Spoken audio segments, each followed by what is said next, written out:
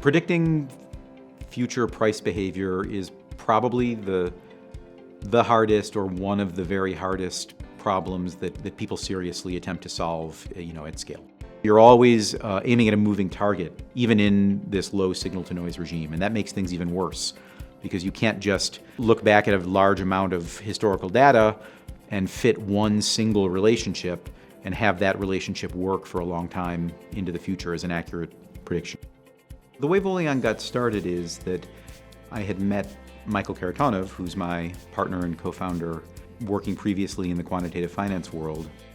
And we started thinking about applications of machine learning in quantitative finance and systematic investing. It did not seem to us that there was a lot of uptake or traction in the mainstream quantitative finance community for frontier methods, really state-of-the-art machine learning and statistical methods. And so we decided to try to take advantage of that, and we began working on our own on research, and eventually that led to the formation of Voleon and the launch of our initial systems. The organizing premise of the firm has been to find ways to be different and better using machine learning and contemporary techniques. I think the success is an outgrowth of our collaborative culture and the quality of the research staff that we have managed to retain and then work with. I'm working on a variety of problems that kind of live downstream of the main stock return forecasting prediction problems. I think the financial space is kind of at like a happy medium between simplicity and complexity. There are many smart people trying to do exactly the same thing, and you're competing directly against them. And so it's full of challenges, but it's also kind of elegant and concrete.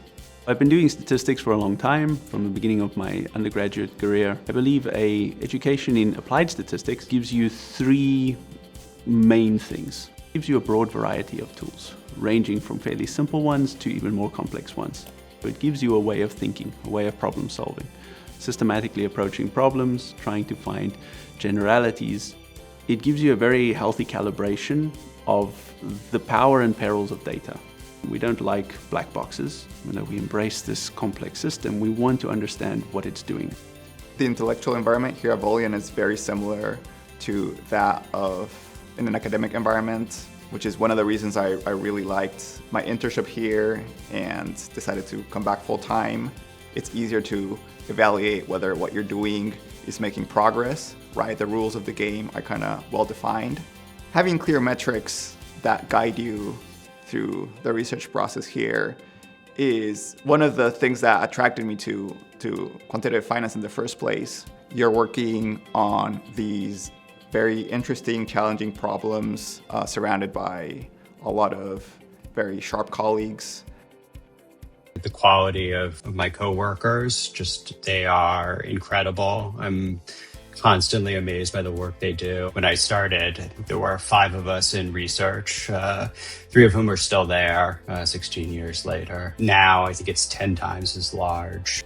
My very first project was really trying to understand a particular problem related to how to trade in an optimal fashion. And since then, I've done a number of different things. I've looked at new machine learning models. I've looked at new feature ideas. I've built strategies up from scratch.